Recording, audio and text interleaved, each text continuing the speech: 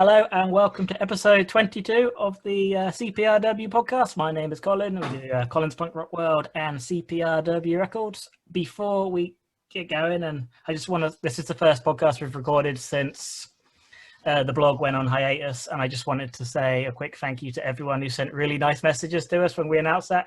That was really appreciated, and you're all very lovely.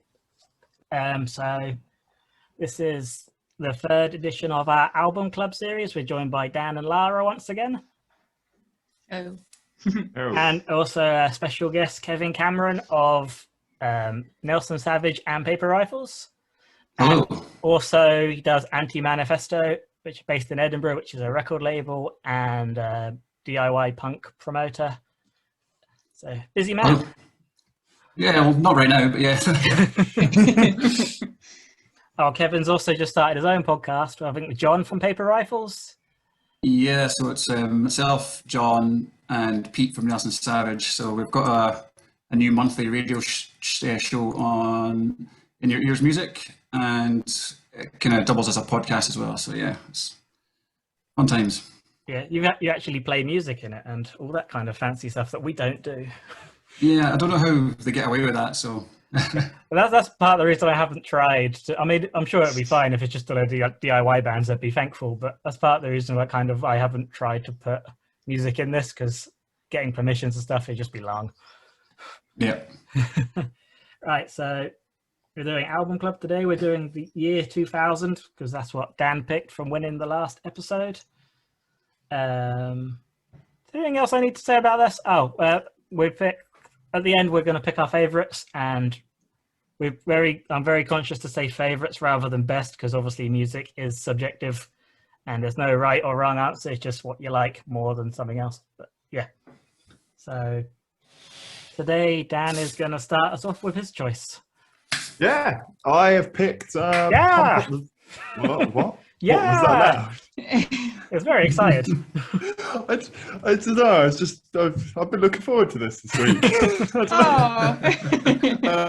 I picked "Pump Up the Volume" by NoFX, which came out 2000s. I believe it's on Epitaph. It's not on Fat Wreck, which is interesting to me because it'd be like the highlight of them actually releasing stuff on Epitaph rather than Fat Wreck, because I believe War on Errorism, which is the next record, will be Epitaph.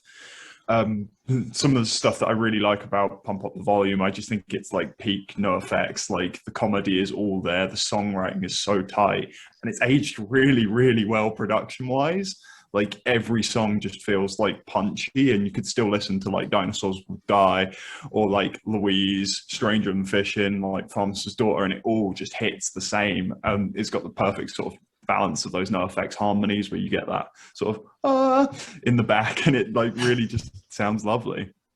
This album is actually really, really special to me as well. It's kind of a really weird story, but like in GCSE, I actually played the guitar for Louise for one of my performance pieces, which is about lesbians fucking each other with strap-ons, which is hilarious that I've made a music teacher listen to that in the back of my mind. Good work.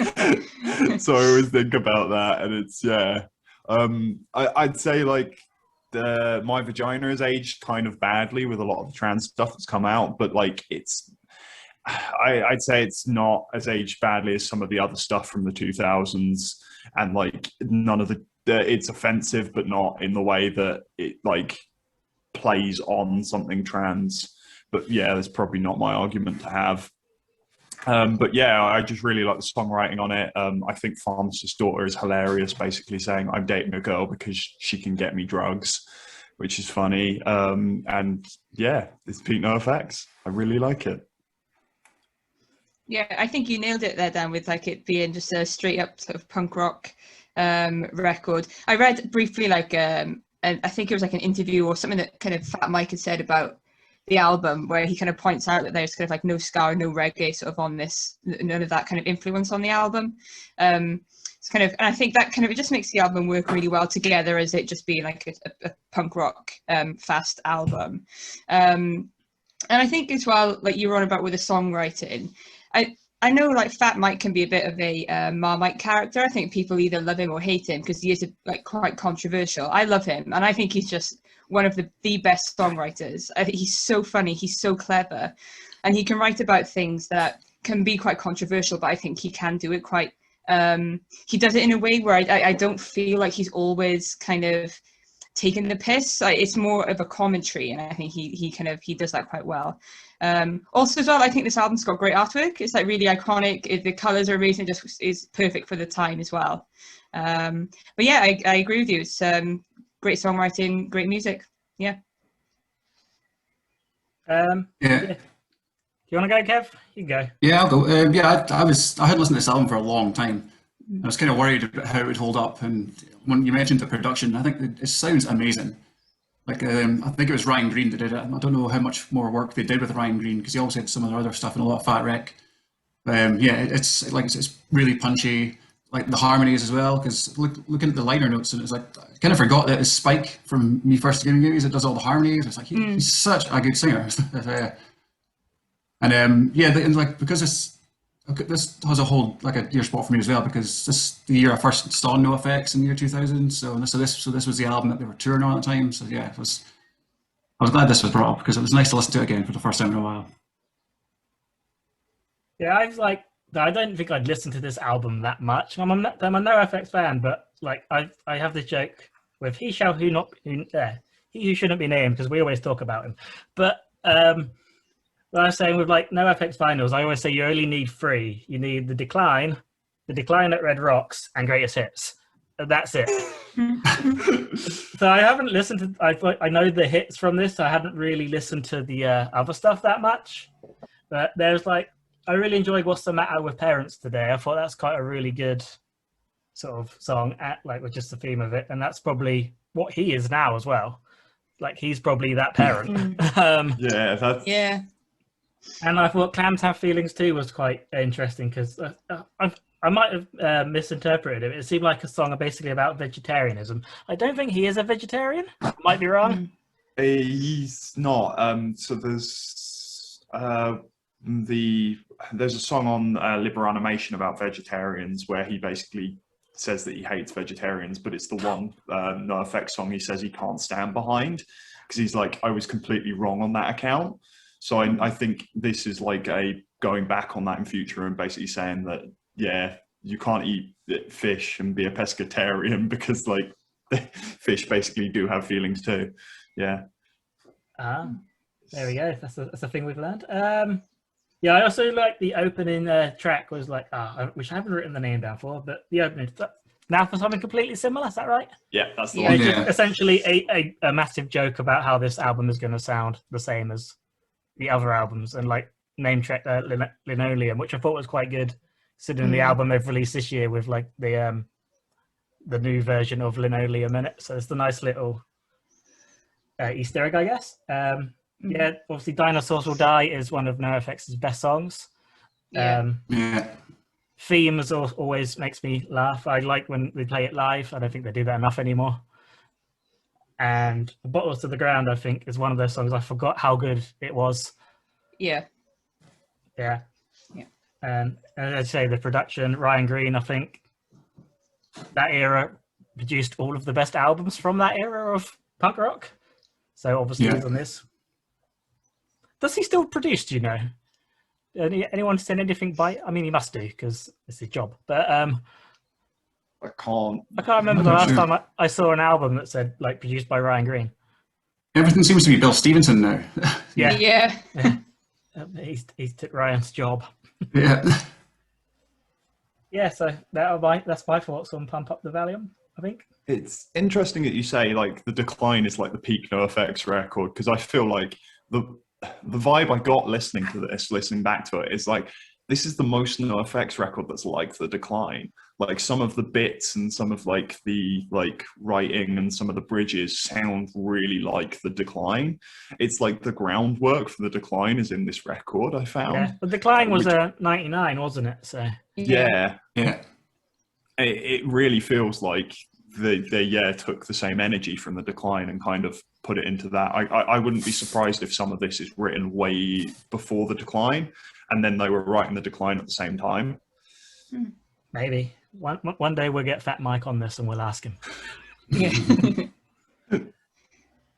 Has anyone else got any extra thoughts on the album? No. Okay, yeah. Me neither. All right, then. So we move on to Kev's choice then. Yeah. So I've gone for Capdown, Civil Disobedience. So that came out on Household Name Records in May 2000. Milton Keynes ska-core band. I would say that it might be a bit over the top, but it's probably one of the most important like UK punk albums for like the last 2 decades. Yeah, definitely. Like they, I think they probably like kind of kick-started like the UK DIY scene that would go on from like the early 2000s to 2006 and 7. It's like all the household name bands were like on tour all the time. You'd see them like every couple of weeks. One of the bands would be around, and I think Capdown were the kind of forefathers of that. Yeah, I'd definitely say that. Like when we were like researching bands or albums that came out in 2000, so many of those bands from like that era, like Lightyear, King Prawn, like all those bands, they all seemed to start. The first album was 2001, and I was getting very frustrated. Totally. I know, because I was thinking, could I do a Lightyear album? No, that was the year after. Yeah.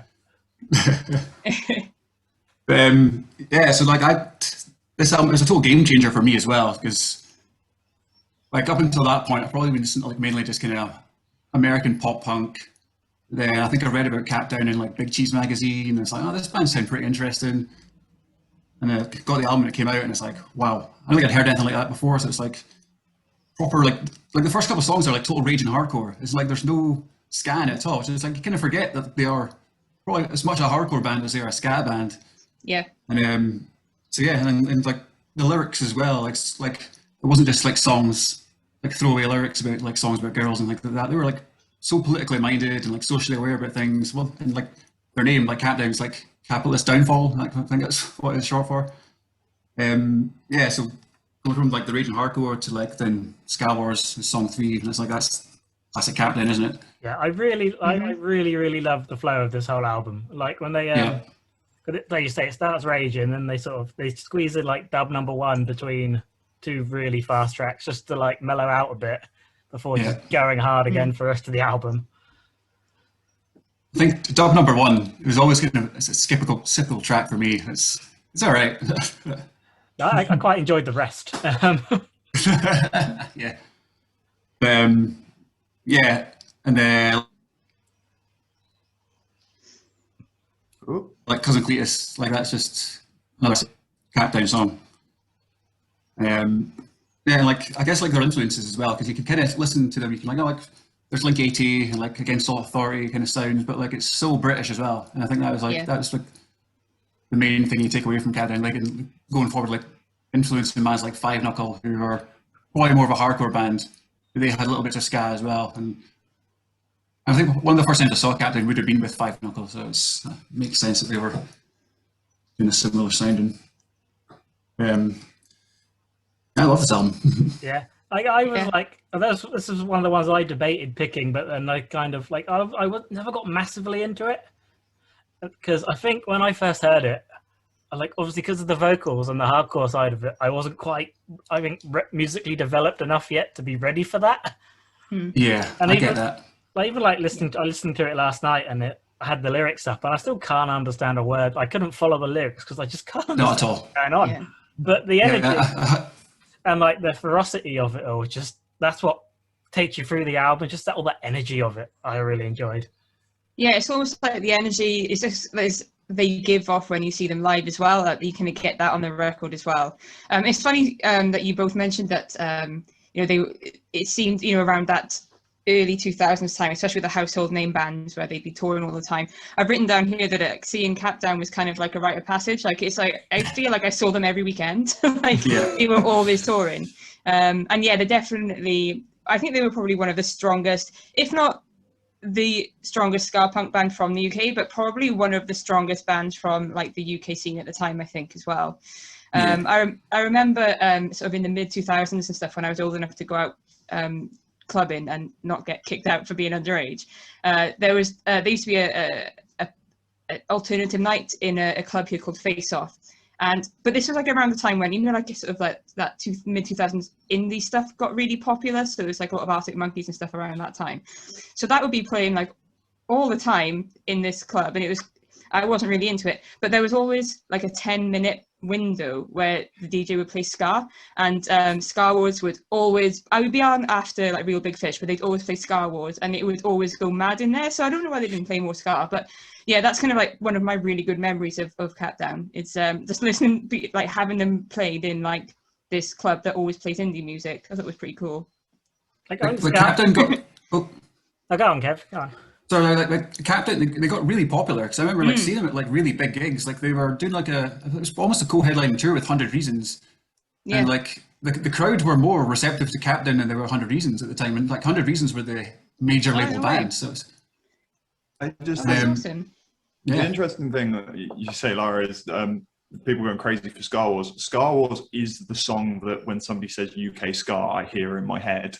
Like you hear the opening riff of Ska Wars. Yeah. Like it's just this iconic song. Like honestly, I'm not a huge Capdown fan. This is not my sort of record. I think it has grown on me. Like I really feel that what Colin said, which is like it starts as a hardcore album. So like it is really difficult to get into, and I discovered this probably when I was probably like 15, 16, because in 2000 when this came out, I think I was 4 years old, so I might have missed the boat. But when I did see Capdown live, I got it. I really did. I really got it. Like as a live band, they are absolutely fantastic, and the energy that carries through this record, and like the production captures how angry and aggressive it is, and like definitely listening to it this time when I'm a bit older and I'm more versed in hardcore and a lot of other records, I really felt it more and I enjoyed it a lot more. My problem with the record is all of the songs seem to exceed like 4 minutes. Like, I'm like, guys, this riff is fantastic. Like, don't get me wrong, it is one of the best ska riffs I've ever heard, but do we really need to hear it 9 times? It just goes round and round. And like, I'm a huge guy for political records as well. And the vocals, sometimes I just can't see it, just hear it. Like some of the lyrics are fucking fantastic on this record. Like some of the stuff in Bitches and Nike Shoes I really like, but like it doesn't shine through when they're screaming it sometimes. Yeah, I really like Capdown as a live act. I just could not get behind Civil Disobedience. I think it was the 2004 Wind Up Toys is the Capdown record I really like, which is the one that everyone detests because it sounds more like a conventional rock album and loses kind of the harder edges to it. But no, I was really glad I got to listen to it again, because like a lot of the tracks that I didn't like, I now get like a lot more, and that is really nice. And it's nice hearing you guys talk about like the punk scene and sort of like the things that Capdown did, and like the amount of bands that I probably listen to now that are inspired by Capdown and like list them as direct influence. It's like, yeah, it's just amazing how much of an impact Civil Disobedience had. And like me and Colin were discussing when we were picking records, we were like, someone will pick the Capdown album. So yeah, like I remember paying £20 for this CD from like a Virgin Megastores like a couple of years after it came out. I just thought, imagine paying £20 for a CD now. You could have ordered directly from Household Name for like £7. Yeah, wow. If only I'd known. I think I saw them like at Slam Dunk Festival, and it must have been when I was like 15, and it probably was like one of the last gigs that they were touring, because they were talking about having kids and settling down and not wanting to tour anymore. Yeah, they've on done stage. Like I've lost count how many reunions and last ever shows Capdown have done. Yeah. Which, I mean, they were supposed to play, I forget when it was now. A few years ago, they were supposed to play The Underworld. and then they pulled out, and I don't know the actual reason. It's obviously none of my business, but I think it's was something to do with like a family member or a friend of the band who sort of got ill, and now they're just like, we don't want to do this anymore, which fair play.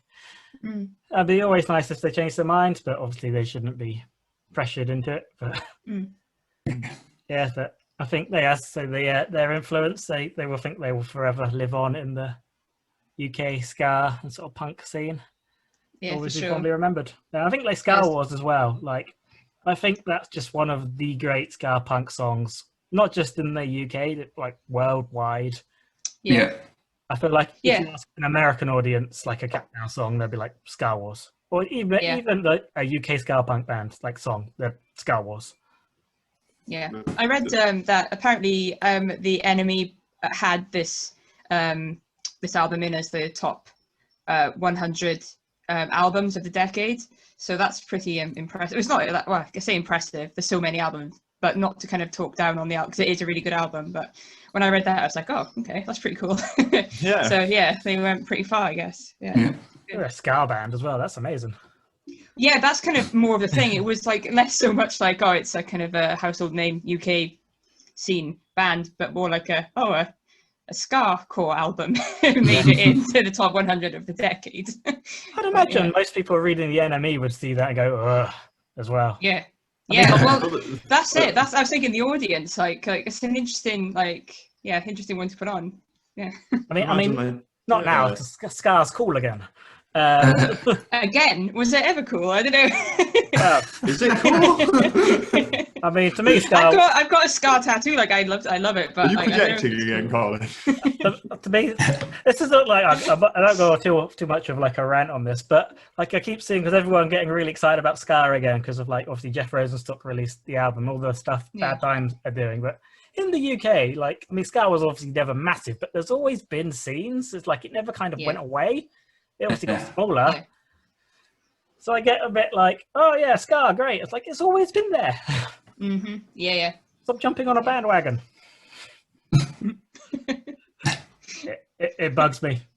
It really does. But it's a horse I'll die on. Okay, so anyone else got anything else to say about Capdown? No, that was a great choice. No. Yeah. That's good. Cool. Okay, it's my turn, I guess then. So I picked this and then listened to it and then instantly regretted picking it, but we commit. So I picked Nerf Herder, How to Meet Girls, which obviously came out in the year 2000, and it was on like Honest Don's record, which was like an offshoot of Fat Wreck. With kind of, I guess it was kind of stuff that Fat Mike wanted to put out, but it didn't quite sound like a Fat Wreck album.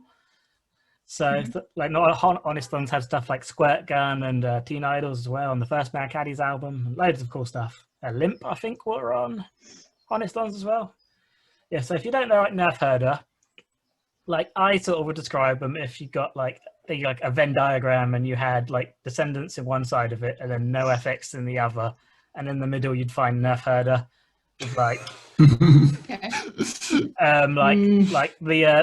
the nerdier side of like, and the unrequited love side of the Descendants, and then obviously the lyrical sort of, I guess, tone is one way of putting it, of like NoFX, of like just you listen to some of the lyrics and it's like, oh, that's a bit rude and naughty.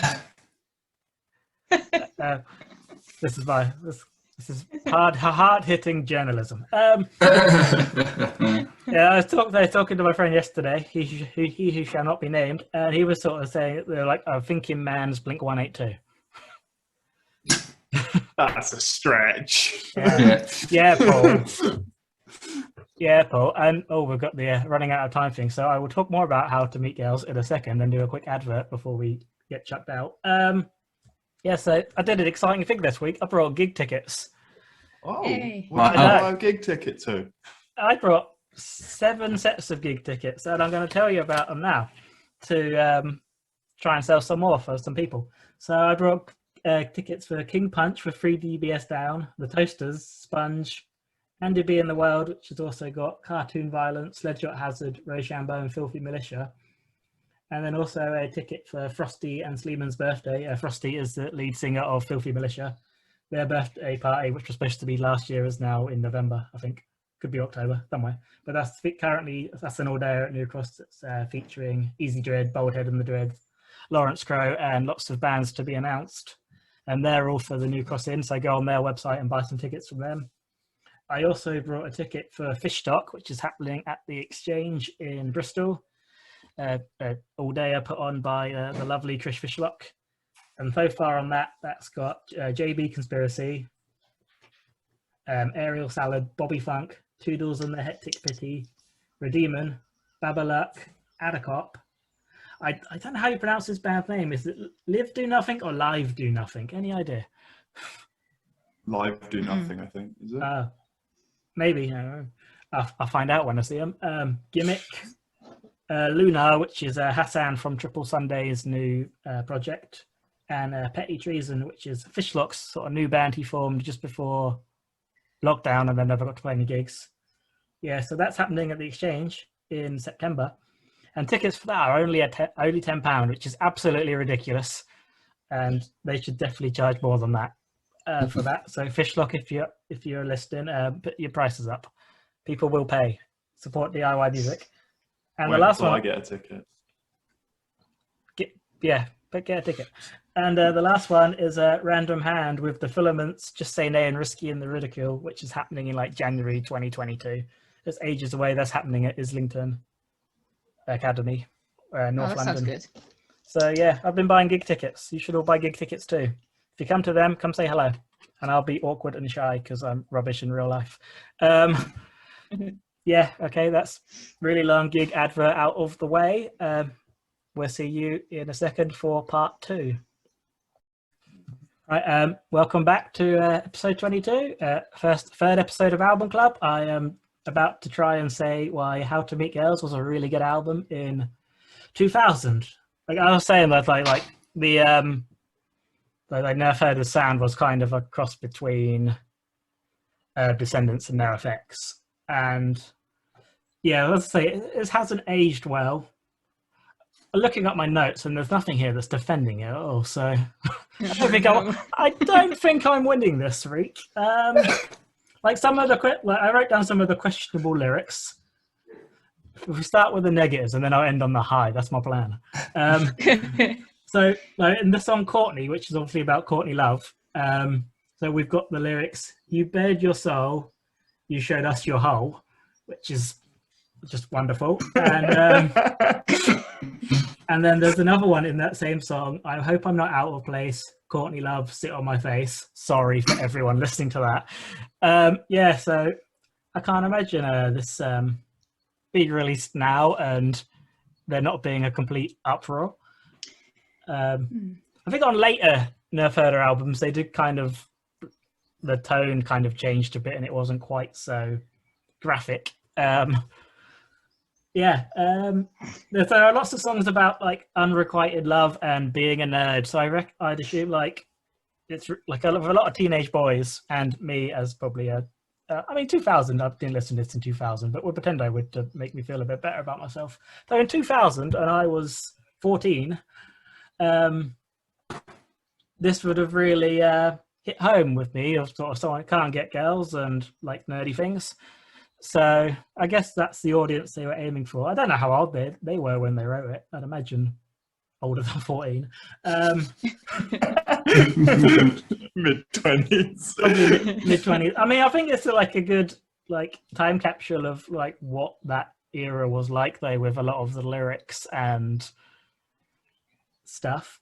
Yeah, my favorite songs, which are probably the two least crude ones on the album, were 5,000 Ways to Die, which I really like how the start of that's like a funeral procession and about the organ, and then it's just quite an amusing song without being rude.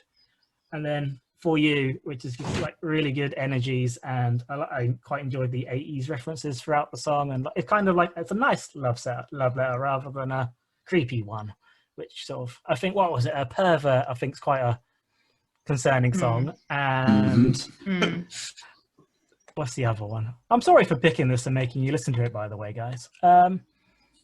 Yeah, Feeling Bad was a bit, oh, okay, oh dear. yeah. But it's catchy, and if you can sort of ignore the content, it's a lot of fun. I'm doing a horrific job at selling this. I'm just going to sit and now take the abuse. So yeah, no further How to Meet Girls. Go. Wow. You picked the most 2000s album I think I've ever listened to. That is my positive. It felt very much like a time capsule. I really liked all the referencing to the 2000s.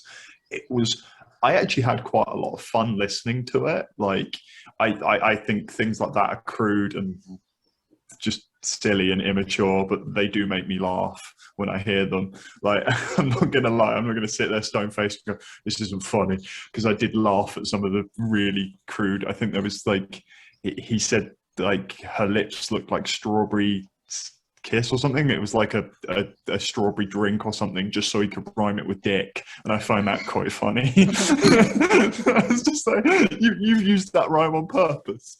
The production has aged very badly. Like, the guitars sound like just dreadful. I was listening to some of the choruses and just thinking, oh, these drums sound like they've been not recorded anywhere. Like, they sound like they could have been recorded up outside nowadays and somebody salvaged this. It was, yeah. I really like Pantera Fans in Love. Like, I really found that hilarious. That's actually a really good, funny song. Like, having Why Don't Slayer sing songs about kissing in mosh pits. It's quite an entertaining imagery. Honestly, like, I just had a lot of fun with it. I knew it's not a good album. Like, it reminded me heavily of like Smash Mouth and Bowling for Soup and sort of, and it's like, this is very constrained to its era, and it's not going to go past that, but it was fun to listen to. And like, you could tell they had fun making it and writing those songs. So yeah, I'll just leave it in the 2000s, but yeah, have fun with it. Yeah, it was produced by Joey Cape, apparently. So Wikipedia just told me. Wow. Yeah. He knows a bit about songs. Yeah. Yeah. Yeah, like you, Dan. I mean, I had a lot of fun listening to it as well.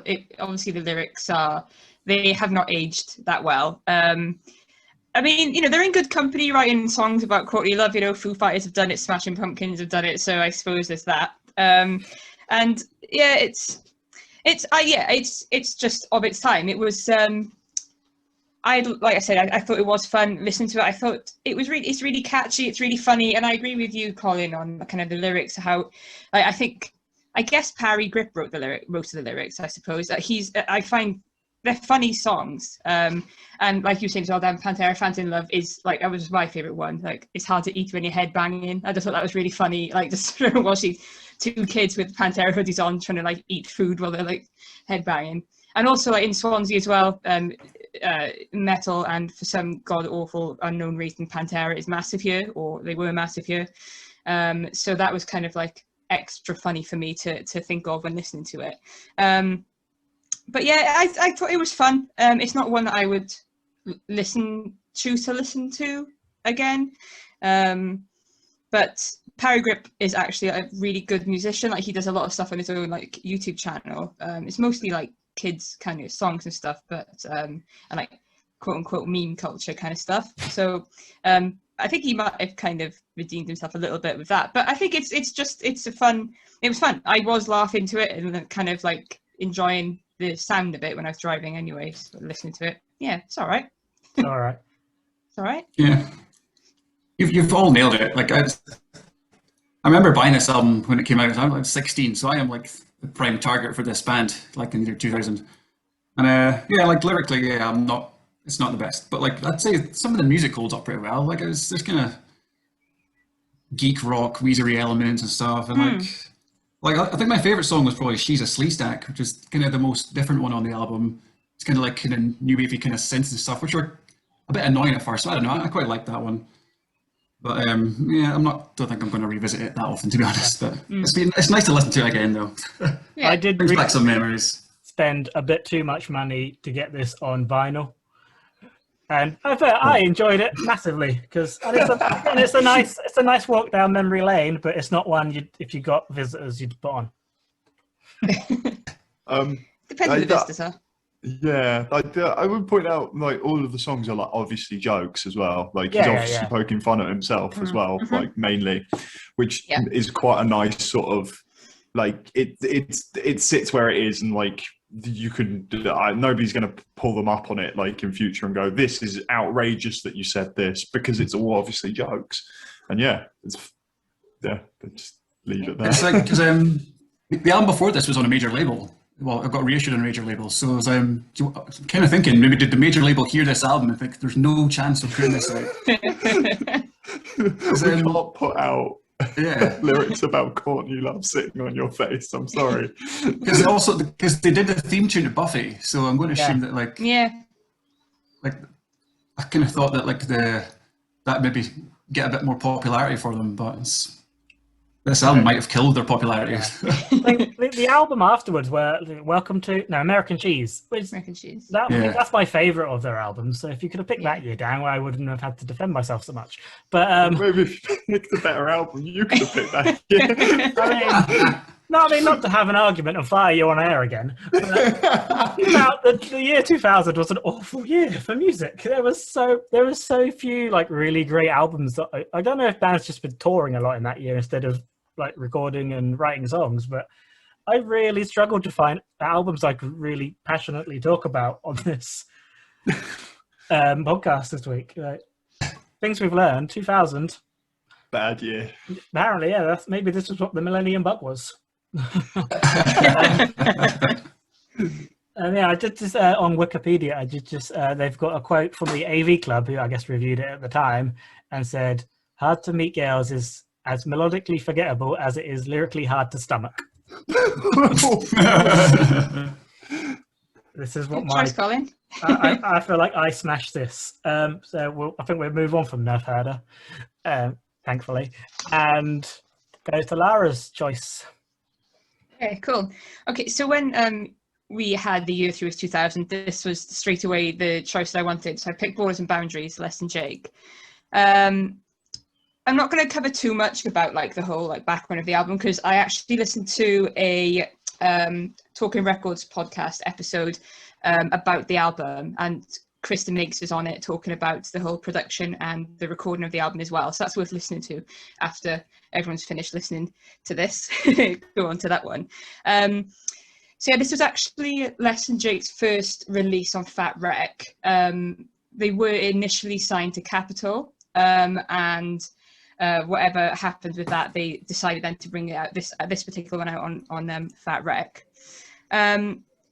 Although I think Hello Rock is probably my favourite Less Than Jake album, I can still appreciate that this one is definitely more well-rounded and mature sounding, even though there's kind of like I think there's less ska on it. It does have my favourite Less Than Jake song on it though, Look What Happened, even though it's not my favourite version of the song because it hasn't got Heather from Teen Idols on it. But yeah, I just find like it's a strange one, like, because it's not my favorite Less Than Jake album, but I feel like every song is a really, really strong like entry. Like, there's not a lot on there that I would skip. Like, I'm looking through the track listing and thinking, oh, that's awesome, that's awesome, that's awesome. Like, there's not one on there where I'm. It's like that every single one is I would want to mention as being a good song. So yeah, that's it. I think this is a really strong record, and it's interesting that they've brought out such a good record and carried on with their career from after leaving a major label and signing to like a small, I guess it would have been at the time, label, Fat Wreck in 2000. So yeah, I love it. I love Less Than Jake. They're probably one of my favorite bands. So yeah. Good choice, Dan. It was a great year. Thank you. I had no trouble choosing. I was about to say, there's plenty of good stuff that we didn't pick, but we'll get into that at the end. I really like this record. This is my favourite Less Than Jake record, so I was really glad you picked it, to be honest.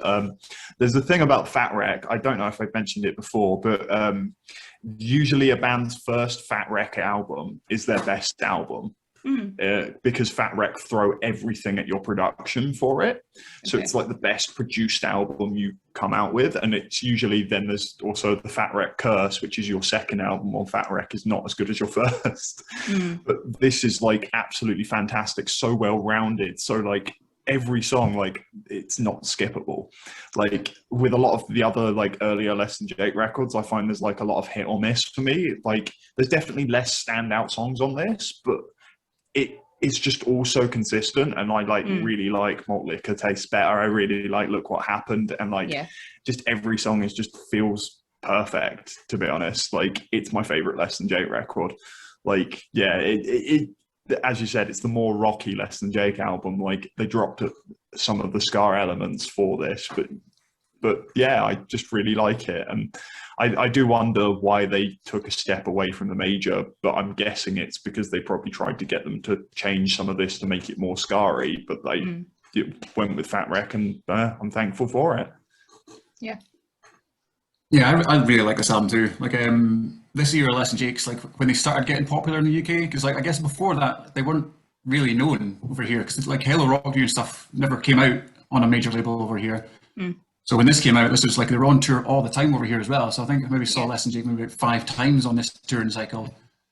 Yeah. It was like the first, and the venues kept getting bigger as well. So it's like seeing them first time was a venue in Glasgow called the Garage, which maybe is like 500 capacity maybe. It was them and MXPX. And then the next time they toured, it was at the Battlelands in Glasgow, which is 1,500, 2,000 people. And that was with Frenzal, Romp and Capdown. It's like, yeah, and like, so I've got such good memories of this year of Less Than Jake.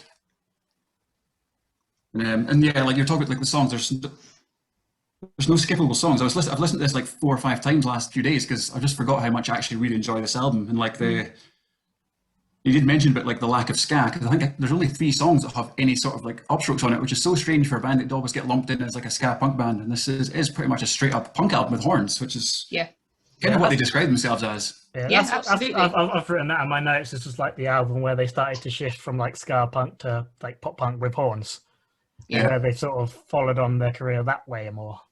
Yeah. Yeah, and like Roger and Chris's vocals together as well. I think it's like, is it This Thing On? Like their harmonies are so spot on. Like I could listen to that song on repeat all the time. Yeah, it's kind of underrated classic Less Than Jake back catalogue, I think. Yeah. I'd put it as my 4th favourite Less Than Jake album, but the top 3 of like Losing Streak, Rockview and Anthem are all like just massive. Colin, that's the same as mine. Like I find if I That's because I'm right.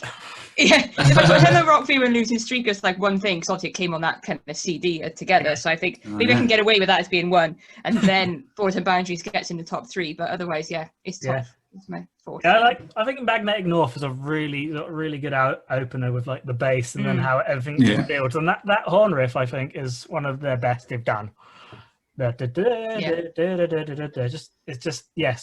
we're in, and I think they've got a lot of underrated sort of Less Than Jake songs on this album as well. People don't quite think of like Bad Scene in the Basement Show, which is brilliant. Is This Thing On? Pete Jackson Is Getting Married. Like songs they don't really play that often, but I think it's underrated, like classic Less Than Jake songs. And obviously, no one has spoke about this yet. Gainesville Rock City is on this album. So, which is obviously an amazing Less Than Jake song. So that's probably when you sort of talk like top 3 Less Than Jake songs. I'd say Gainesville Rock City has to be in there. Yeah. So and then obviously Metalheads and Look What Happened, probably, but Anthem, Look What Happened. Yeah. Like the most underrated, underplayed thing on Less Than Jake is they have one of the best bassists in the world. Oh, absolutely. It's totally right. absolutely fantastic. If you've watched any of his playthroughs as well, like he is just absolutely fantastic and push like an amazing bass line into a song where you just don't notice how complex the bass line is, and it can add such more texture to a song, and it's completely evident on this record, to be honest. And it's one of the reasons I am a huge Less Than Jake fan, is because like of just their bass player. I think Roger's one of the best singers in punk rock as well. Yeah. And to really sing and like it. play the bass like he does at the same time is just incredible. It's like him and Chris too, kind of from Anti-Flag, have the market on being able to sing and play ridiculous bass lines at the same time. That's why Matt Freeman's voice is so terrible, because he's really, really good. Yeah. I don't know if I got anything else. It's Borders and Boundaries, Less Than Jake, really good. Have you all listened to the Less Than Jake's newest album? Yeah, What did we think of it? Which one? I think- What's it called? I quite like it. Silver kinda- linings. Silver Lining, yeah. Mm. I was going to say See the Light, but that's a new Less Than Jake album from about 10 years ago, I think. I just didn't. I remember why as well, because I listened to the EP that came beforehand and I hated it so much and was just so disappointed. I think I only liked one song off the EP that came before it. I was like really, really disappointed. I think it was like Silver Linings. I was a bit like, this is good, but is it better than any of like? I could see like Less Than Jake fans who aren't so like as aware as like the DIY scene, really, really loving it because it is a good record. But then I kind of look at like what Call Me Malcolm have been releasing and Just Say Nay and like all the Bad Time record stuff. I'm like, this is better. Mm. So I need to Yeah. I think I'll probably only listen to Silver Linings twice, maybe. Mm-hmm. So Yeah, I same. probably I need think to- I've listened to it. I think when it was released and I had the vinyl delivered, I listened to it then. That's it. I think. Yeah. It's bad, isn't it? It's difficult when a band have like a really strong back catalogue and they've got your favourite songs from the previous albums. You're going to listen to that probably more than their new album. It's kind of inevitable. Yeah. Yeah. Yeah. Totally. I think with everything that's happened in the last year as well, where I think people are listening to older stuff more just because of comfort as well, isn't it? It's Yeah. like that hug of old music that we Mhm. love rather than new stuff that we're not going to be able to see live. And hopefully soon, though, just try and cheer everyone up. Yeah. Yeah, so okay, we've spoke about all 4 albums. I guess we now each pick a favorite. How this works is me, Lara, and Dan. Like whatever we vote for gets 1 point each. Because Kez, special guest, his vote is more important. He gets 2 points for whatever Oh my. he votes for. So yeah, Dan, do you want to go first? As you start Yeah. us off? I don't know if it was a bit evident from my explanation, but my favourite out of the 3 was definitely the Less Than Jake album. Yay. I just it's like the pinnacle, like sort of pop punk with horns album, as people are saying. Like it's just incredible front to back, and it's my favourite Less Than Jake album. It's just the standout of the 3 for me. Cool. All right. Who went next? Was Kev next? Yeah. Kev's massive 2 points. Well, my 2 points are going to Less Than Jake.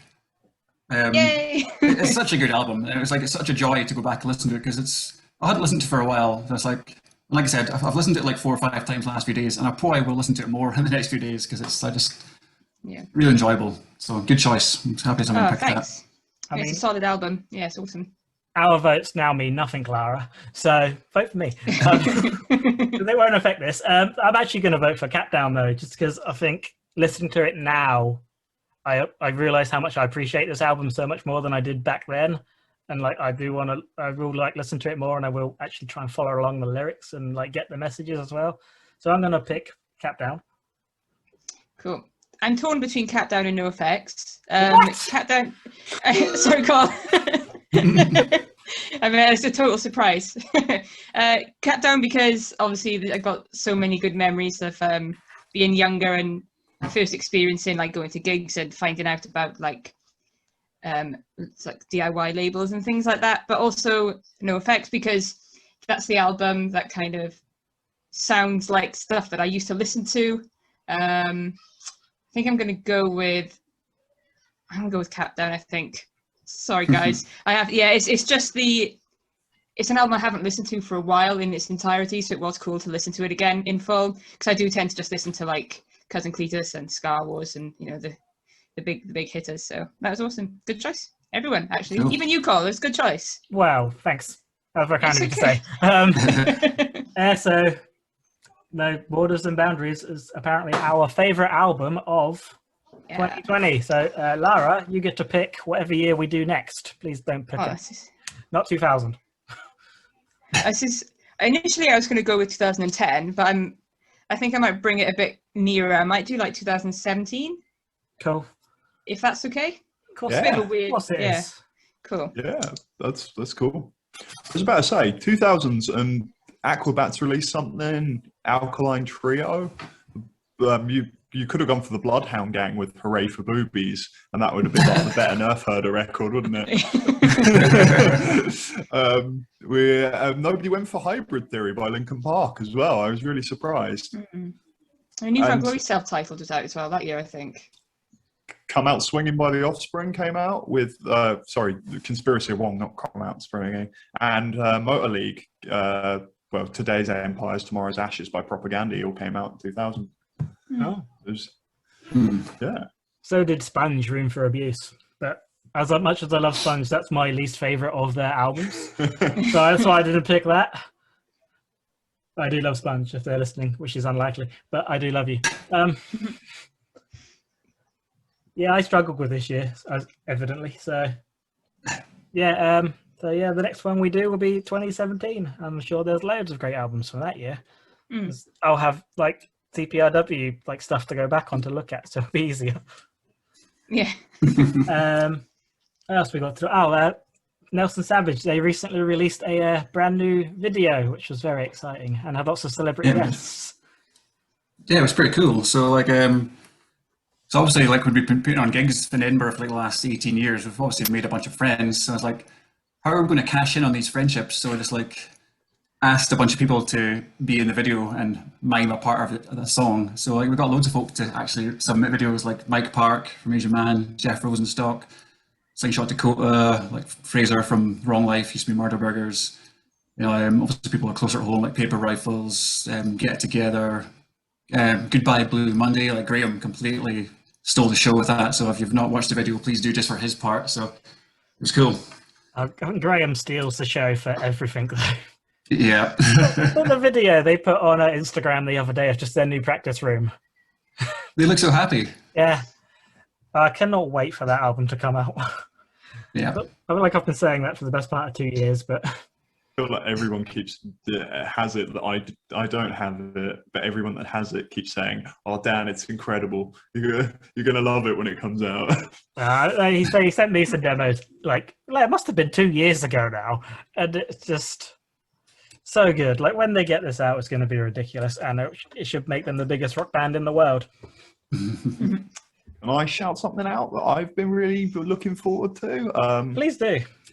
Mirex, who are like sort of an indie pop punk band from Bristol, have announced their first album, which is called Mega Bear, and it's 54 songs long. Wow. And I'm very much looking forward to seeing what it looks like. Most of them are coming under a minute, though, most of the songs. But like, yeah, they've put up the pre-order for it, and you get, I think, 6 songs with it as the pre-order. That's insane. 54.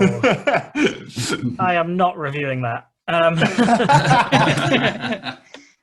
Wow. Well, I noticed they've got some gigs around that or coming up as well. I saw they got one with Moving North, and I assume they'd do some more. I do not know, but yeah. Yeah, Also, I think they're coming up here. New Skiv EP came out, and that's fantastic, which is Chicken Chicken. And the new Making Friends EP, which is called A Beginner's Guide. Really recommend it. It's fantastic production and songwriting. Yeah. Excellent. Is there anything else we want to shout out before we say cheerio? No, thanks for having me, guys. It's been an absolute pleasure. It's been No worries. lovely to catch up. Lovely to meet you. Thanks for joining. Thank you. Are you coming down for Till the Fest, maybe, potentially? Have you thought about it? I'm not sure yet. Like, what date's that again? Is that? October something. 10th? Yeah, the lineup looks incredibly good, so Yeah. I probably should, because I need to see some live music again. So Yeah, that's like all they've done there is insane. But they just jump in with Fraser. oh, true, yeah, because Wrong Life are playing. So yeah, Goodbye Blue Monday are playing. So jumping Yeah. with one of those guys and easy. I'll carry the coverage. guitars. Yeah, easy job done. Right. I think that's all we have to talk about today. So I'll wrap this up in my usual smooth, knowing what I was about to say manner. Thanks to Dan, Lara, and thanks to Kev for joining us this afternoon. Actually, if you've this probably about a while after we've done the last podcast. Like we had a little break because I got vaccinated, and Lara and Kev have been vaccinated. I'm assuming Dan's about 12 and hasn't had his yet. So, but yeah, go get vaccinated. It's great. And definitely. Yeah, hopefully by the time this comes out, everyone will have, and gigs will be a thing, and life will be back to some sort of normality again. So yeah, stay safe, keep well. Colin's Punk Rock World is still on hiatus, but there's loads of stuff you can go and read. There's a Dollar Signs review, which is the last review we put on there, which is my album of the year. And CPRW Records still has stuff. We're working on more stuff, but slowly because I've become lazy. Yeah, thanks for listening and watching. Subscribe, follow, like, share, retweet, all that other stuff you might do. Yeah, bye. Bye. Bye.